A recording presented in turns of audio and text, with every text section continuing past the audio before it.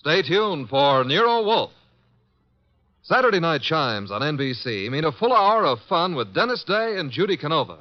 Dennis always appears perplexed and bewildered. But one thing that doesn't perplex him is how to make a popular ballad come to life in his thrilling tenor voice. And there's music also on the Judy Canova Show, plus comedy in the mischievous Canova manner. That's Judy Canova and Dennis Day, tomorrow night over most NBC stations. My boss is the smartest and the stubbornest, the fattest and the laziest, the cleverest and the craziest, the most extravagant detective in the world, Nero Wolfe.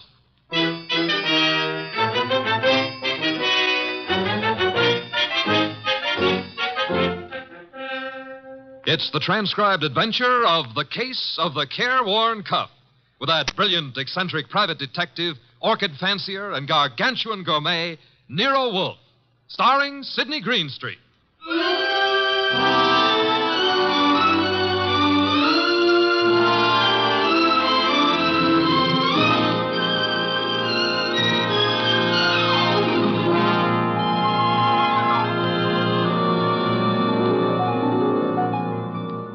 The place is Nero Wolfe's office. At the moment, the world's greatest motionless detective is sitting in the chair which was built especially to support his 300 pounds. His eyes are closed, and he's making sounds through his nose.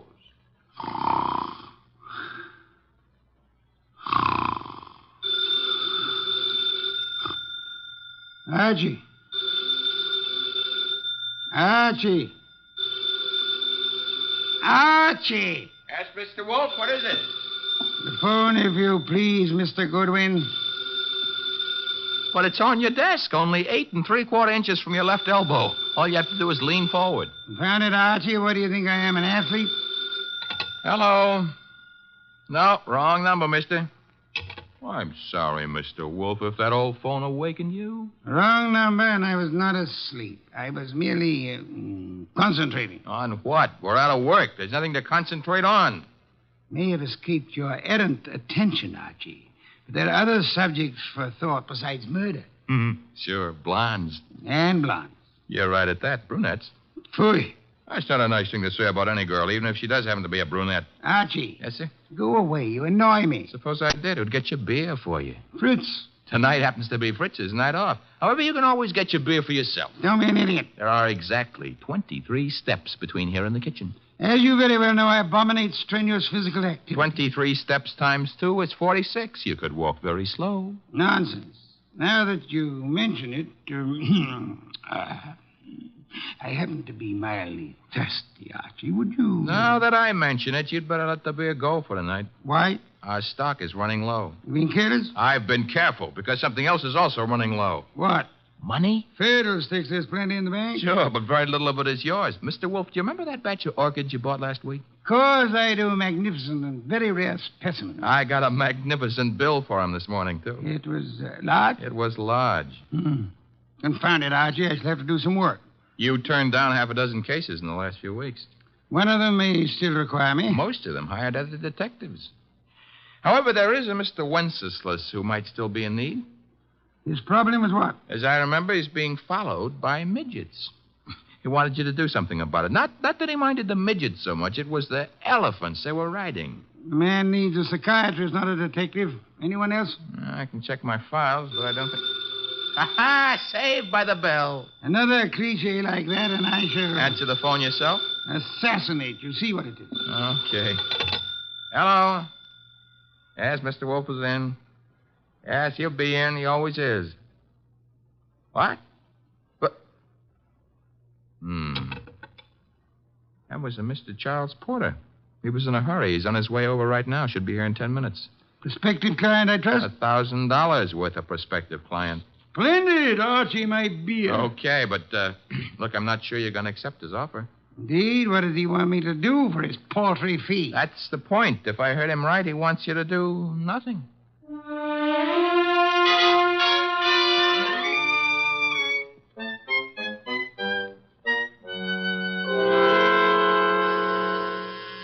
The door, Archie. Yes, sir. I hear it. Mr. Porter? Naturally, I'm Charles Porter. Who else would I be? It's a large field. Never mind. Come on in. I'm Archie Goodwin. Where is Wolfe? Mr. Wolfe is in here. Mr. Wolfe, this is Mr. Porter. Good evening. Fat, aren't you?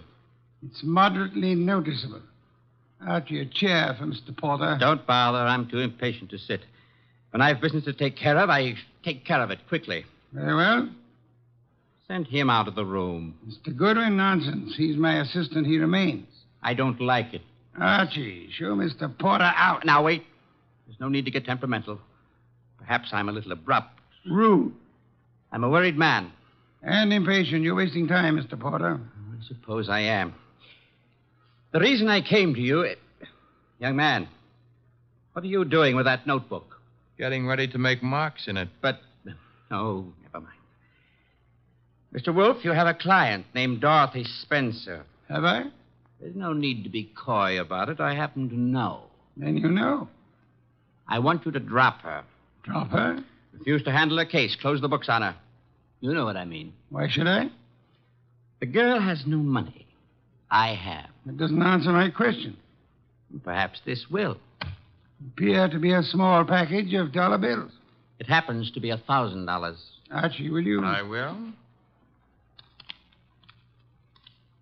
It is $1,000. Thank you. Mr. Porter, Yes? you're paying me $1,000 in order that I refuse to act for Miss Spencer. Nothing more. That's right. What does she suspect you of? I said nothing about... Well, that is... You must know that as well as I do. Possibly, and nevertheless, what does she suspect you of? Being a blackmailer. Whereas your occupation really is? I'm a musician. Pianist. I'm appearing nightly at the Windsor Hotel. Archie, have you made out a receipt for Mr. Porter? Yep. Give it to him and show him to the door. Okay. Mr. Porter? Mr. Wolfe, I want your assurance that the entire affair is definitely finished. My association with Miss Spencer, you mean?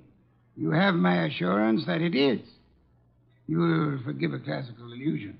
The Cabo. Thank you. Good night. Mr. Wolfe, I have a secret about Mr. Porter. He smells. Some perfume or other. More important, his right coat cuff is more worn than his left cuff. And a carpet happens to be a musical term meaning start again from the beginning. Oh? Porter thought it'd been finished. Therefore, Mr. Porter is a liar. His ignorance of common musical term indicates that he's not a musician. The worn right coat cuff, that he is an office worker. That's kind of leaping to a deduction. But even if Porter's a liar, Mr. Wolfe, there is something else. He paid you $1,000 to drop a client named Dorothy Spencer. Mr. Wolfe, you never had a client with that name.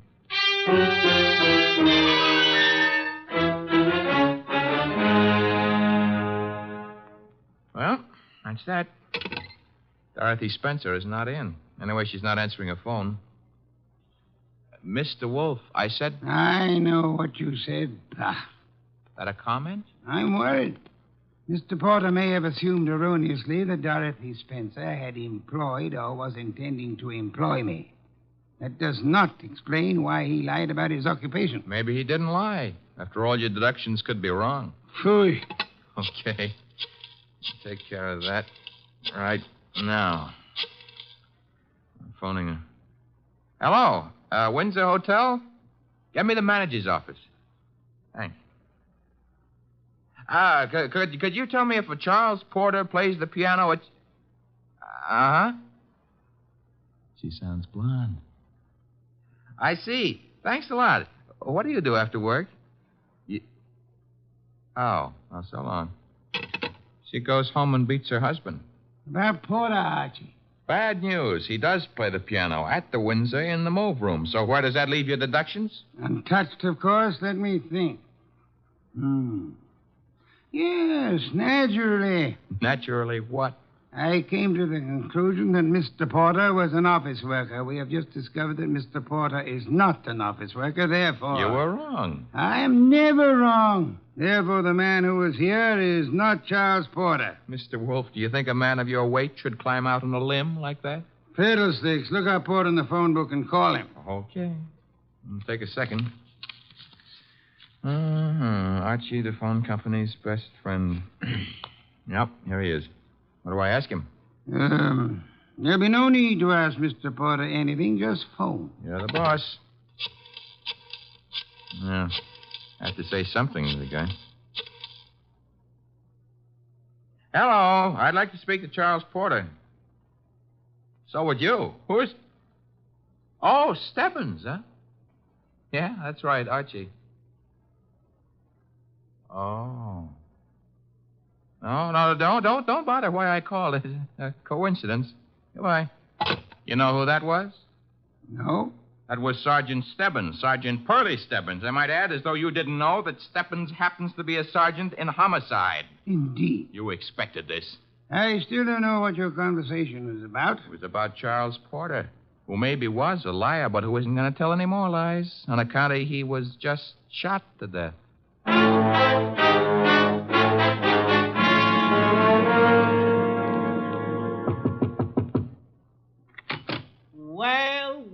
Well, if it ain't Archie Goodwin. Come in, Goodwin. Thank you, Sergeant Stebbins. I've been expecting you. Oh, that's sweet of you to say that, Pearlie. Why did you phone Porter? His right coat cuff was more worn out than his left. So for that, you had to kill him? No, actually, I killed him because he didn't know his da capo. Hey. Yeah, hey. He don't look good anymore, huh? Guys who stop bullets with their face never look good. Pearlie, you've been robbed. I did. That corpse is not Porter. Now, relax, Goodwin, relax. His fingerprints were on file, and they check. His girlfriend says he's Porter. If he could get up and talk, he'd tell you he was Porter. And what makes you think he isn't? Well, because when he visited us earlier tonight, he looked different. Not much, but... You said girlfriend? Yes, I said girlfriend. She's in the next room mopping up. She kind of broke down when we brought her here. You brought her here? Now, don't tell me what her name is. Why shouldn't I? It's Spencer. Dorothy Spencer. Ooh, that's what I was afraid of. Sergeant, Oh. Ignore him. He comes with the woodwork. His name is Goodwin, Miss Spencer. Archie Goodwin. Find what you were looking for? What I was looking... Somebody's gone through this place like a minor league hurricane. You? What business is it of yours? Mine? None, maybe. On the other hand, Nero Wolfe might have other ideas. Matter of fact, I'm sure he'd have. Miss Spencer, why don't you go see him? The address is 601 West 35th Street. I don't see why. You want your boyfriend's murderer found, don't you? Now listen, Goodwin, the police are working on this. Sure, they'll see to it nobody harms a corpse. Goodbye, Miss Spencer. Don't forget that address, 601 West 35th Street. Believe it or not, you used to be a client of ours.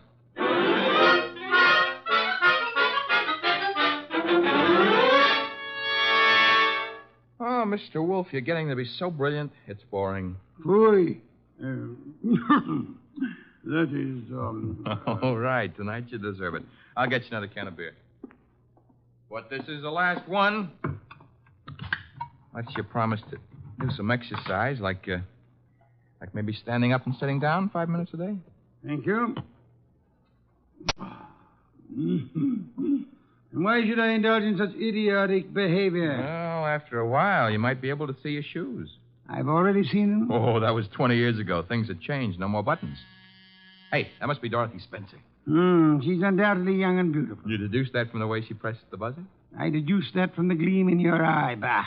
Bah, all you want. I'm going to keep that gleam shining. Hello, Miss Spencer. Come in. Thank you. Mr. Wolfe. Is the large sitting-down gentleman behind the desk. This is Dorothy Spencer, Mr. Wolfe. You will forgive me not rising. It is due to a necessary conservation of energy rather than rudeness. Archie, a chair. Sure. Here you are, Miss Spencer. Thanks. Now then, Miss Spencer, have the police found anything but dust in Mr. Porter's closet? Why, no. You were engaged to Mr. Porter? I was? That ring you're wearing he gave it you? Yes. May I see it? Well, all right. Here. Thank you. Expensive. Very expensive. You may have it back. Miss Spencer, why are you marrying Charles Porter? I loved him. Phooey. Mr. Porter, according to Archie's description, was twice your age with considerably less than half your attractiveness. Love may perhaps be blind, but it is not astigmatic. I don't know what you mean. What were you searching for under the nose of the police? Nothing. Nothing at all. How did your fiancé earn his money? He played the piano at the... Ooh, what he earned there in a year wouldn't begin to pay for the ring he gave you. Would you like to try again? I don't know how he made his money. I suggest that you do. I suggest that he earned money by the same method that he induced you to consider marrying him. Blackmail. Oh, but Why was he blackmailing you? old letters I'd written when I was too young to know any better. Your motives for murdering Porter would be twofold, then. Recovery of blackmail material and the avoidance of marriage to a man you dislike. I didn't kill Charles. Your doorbell, Archie. Get Miss Spencer into the kitchen. Once. Must be the police. Yeah, let's go, Miss Spencer. Right through that door. And stay there until I call you. Front door, Archie. Mr. Wolfe, do I know Dorothy Spencer's here? You know nothing. A simple role for you to play. I haven't got time to resent that insult right now, but wait until the next time you drop a collar button. Well, bless my soul, if it isn't dear old Inspector Kramer. How is the homicide department? Where's Wolfe? Big surprise. He's sitting. Mr. Wolfe? Good evening, Inspector. Where's Dorothy Spencer? This is not the Bureau of Missing Persons. The district attorney would like to talk to her. I shall tell her so the next time we meet. Yeah, that could be right now. She's in this house. I don't see her. Mind if I look around for myself? You have a search warrant, of course. It so happens no, but... Archie, the inspector's leaving. Okay, I'm leaving. I suppose by the time I get back with a warrant, she'll be in Hoboken. Hoboken? Where's that? Look, Wolf, you can go too far. One of these days you won't be able to talk yourself out of it. Trail me to the door, Goodwin, to show what a good detective you are. Ooh, Inspector Kramer doesn't love us anymore. Unfortunate. Archie, take Miss Spencer to a respectable hotel. Register her under an assumed name. She is to stay there until notified otherwise. Luckily, the good inspector neglected to inform us that she was the leading suspect in a murder case. Hence, we are not accessories after the fact, and I don't want her arrested for murder as yet. Her beauty has won you over. You will then return here immediately. Okay. What are you going to be doing in the meanwhile? I, Archie, shall be thinking.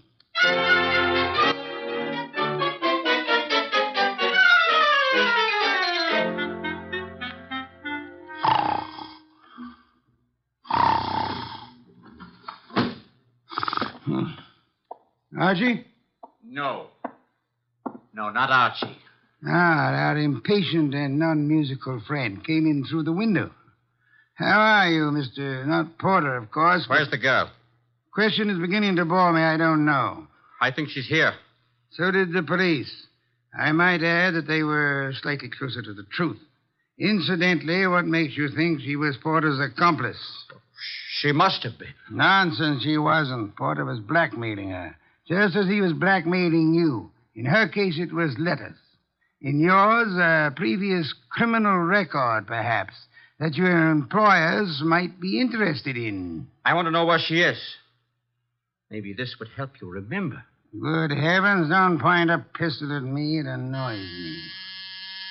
The police, I should think, opened the door for them like a good fellow. Oh, no. I'm leaving. But if I don't find that girl, I'll be back. Knock the blasted thing down if it isn't open. All right, Wolf. I've got the search warrant. Also, no doubt, a fine tooth comb. Bah. By the way, Inspector. All right, boys, cover the house. All right, Inspector. Yeah, what did you want? As your men go through the house, will you have one of them shut the back window? I've just had a burglar, and I suspect he left it open. Unless the matter is attended to, the house might be filled with fresh air. Yeah, what's the matter with that? Fresh air, deadly poison. It clogs the lungs. And may I point out that the warrant you're clutching in your hot little hand is not a lease on the house. Finish your search quickly, if you please, and then... why not try Hoboken?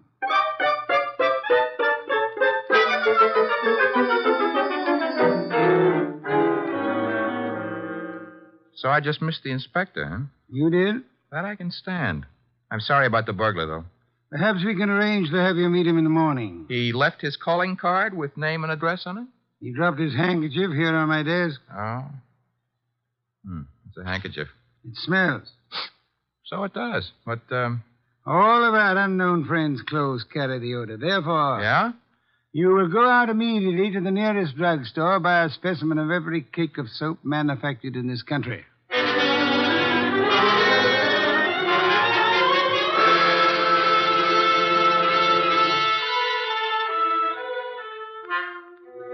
Mr. Wolfe? Be still. No. I never realized just how many different brands of soap are made in this country. You should listen to the radio more often. So far, we've sniffed at 37 cakes. None of them smell like porter. Let's see. 38.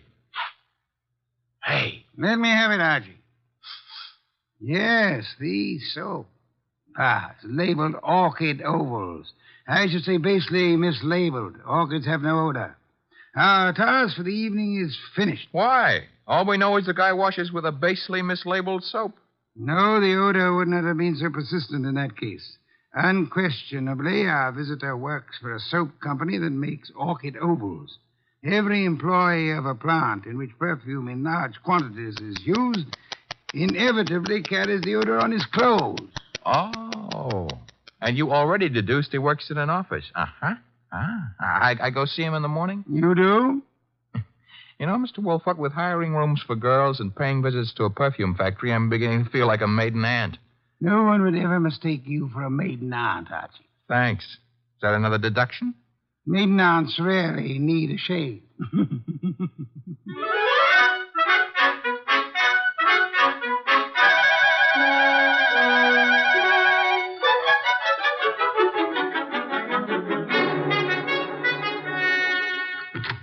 Orchid Ovals, good morning.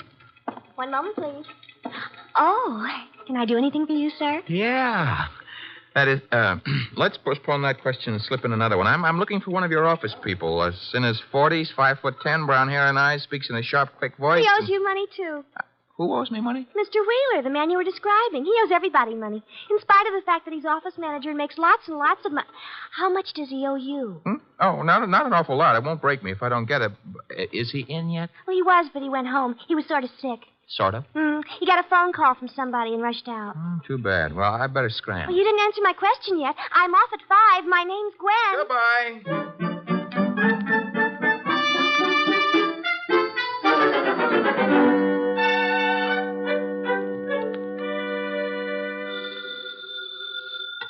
Wolf speaking. Archie here. Unknown's name is Wheeler. He left the office this morning sick after he got a mysterious phone call. Bad, probably. Get to Dorothy Spencer at once and bring her here. Right. I'm at Wheeler's house now. Thought I'd better check. His wife's here, too. Blonde? Uh-huh. How could you tell? Fatuous smirk in your voice. Get out of there fast, and don't stop to console Mrs. Wheeler.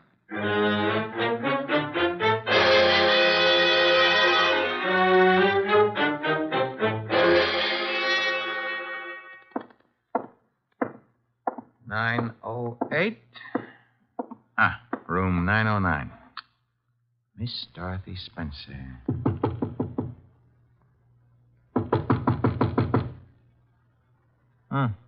Nobody home. Shut that door behind you, Goodwin. What? Never mind pulling triggers. I'll shut it. Oh, Archie. I would prefer silence. Keep your hands high, Goodwin. It's unhealthy. All the blood had run into my head. Archie, he murdered Charles. He did. Tut, Mr. Wheeler. You really shouldn't have. It's against the law. Get into the bathroom, both of you. I already shaved. I phoned him. I thought maybe he had my letters. Porter couldn't keep his mouth shut about his other He victims. was going to force Dorothy to marry him. Did you find his material, Wheeler? Yes, in an office. He read it as a front. It's all burned. And why all the melodrama? You know about me, so does she. I can't trust anyone. Get into the bathroom, I said. Look, let's not lose our heads about this. Get moving, Goodwin. I like it here. All right, then. Here is where you'll get it. Hey, wait a minute. Something's wrong. I got shot and Wheeler fell down. I shot him, Goodwin. Stebbins. Dear Sergeant Stebbins. Oh, you little flat-footed angel. It's lucky for you my flat feet got staked out here in time. Just for that, I'll buy you a pair of arch supports for your next birthday. But I'm beginning not to believe this. You had it all figured out? Well, not exactly. Well, that is... Wolf sent you here. Well, he kind of phoned in and suggested one of us shoot down here and do some rescue work. That old devil. Hey, you're not kidding. What are you laughing about? Wolf wasn't sure whether you'd need rescuing from Wheeler or... Stop killing yourself with your own jokes. Or whether Miss Spencer would need rescuing from you.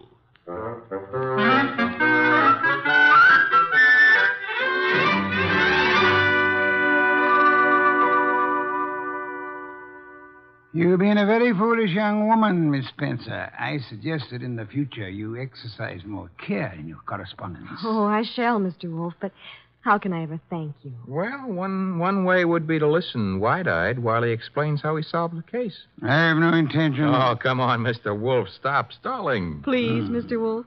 Well, I'd be very happy to. As a matter of fact, I'd like to see anyone try to stop me. A man came to me, offered me $1,000 to drop a client I didn't have. Why? Because obviously he wished to direct my attention to that client. Me. You, Miss Spencer. Now then, he identified himself as Charles Porter, a musician. But I tested him and discovered that he knew nothing of music. Ha! The da capo routine. Precisely. Therefore, he was an imposter. His purpose? Yeah?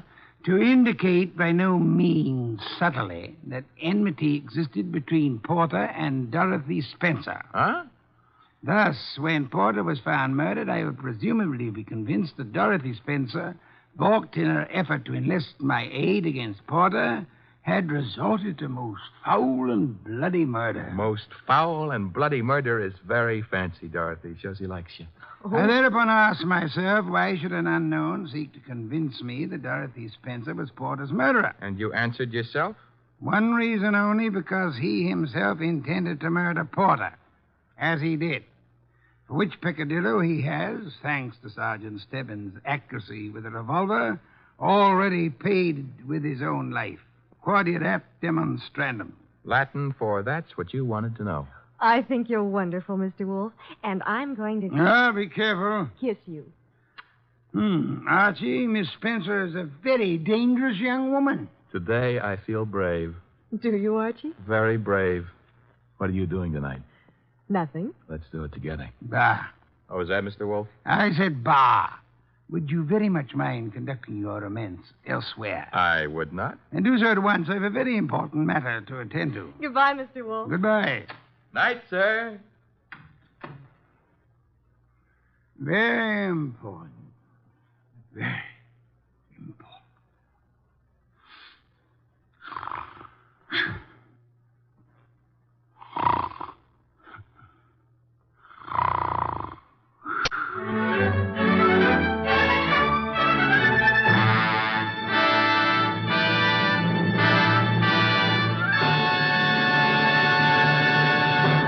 You have been listening to The New Adventures of Nero Wolfe, starring Sydney Greenstreet.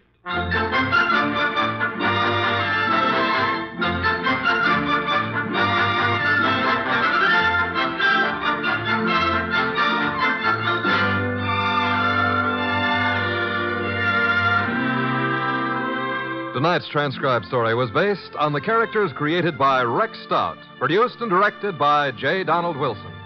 In the cast were Lamont Johnson as Archie Goodwin, and Jane Webb, Peter Leeds, Bill Johnstone, and Wilms Herbert. Next week at this same time, Nero Wolfe and Archie will bring you The Case of the Dear Dead Lady. Don Stanley speaking.